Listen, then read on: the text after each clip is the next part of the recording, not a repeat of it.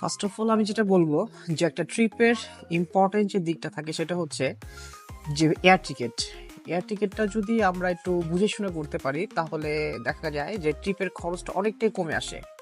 এখন ট্রিক্স হচ্ছে কিভাবে আপনি অল্প টাকার মধ্যে আপনি এয়ার টিকিট করবেন। প্রথমত আপনাকে 1 মাস থেকে 20 দিন আগে এয়ার টিকিট করতে হবে। অ্যান্ড সেকেন্ডলি আপনাকে যে জিনিসটা চিন্তা করতে হবে যে আপনি কখনো একটা দেশ ট্রাভেল করবেন না। যদি আপনি একটা দেশ ট্রাভেল করেন তাহলে ওই ক্ষেত্রে এয়ারফেয়ারটা অনেক বেড়ে যাবে। আপনাকে যেটা করতে হবে সেটা হচ্ছে পাশাপাশি 2টা দেশ কানেক্ট করতে হবে। আমরা যেটা করেছি সেটা হচ্ছে ফিলিপিন, মালয়েশিয়া 2টা আমরা একসাথে কানেক্ট করেছি। ঢাকা থেকে যাব আমরা ফিলিপিনে আমরা 8 রাত থেকে, সেখান থেকে আসবো আমরা মালয়েশিয়াতে। তো পাশাপাশি কান্ট্রি হওয়াতে আমাদের এয়ারফেয়ারটা অনেক কমে এসছে। আমরা যদি সেপারেটলি ভিজিট করতাম তাহলে 1,20,000 থেকে 1.5 লাখ টাকা পড়ে যেত, তাই না? আর এখন সেটা আমাদের পড়ছে কত? 83,500।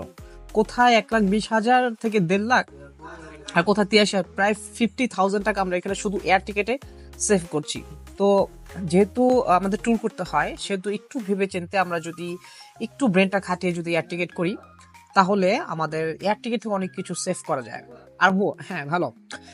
আমরা যদি লাউঞ্জে আসি তো আমি রিকমেন্ড করব যে অবশ্যই যেটা চিকেন স্যান্ডউইচ এটা অবশ্যই খাবেন।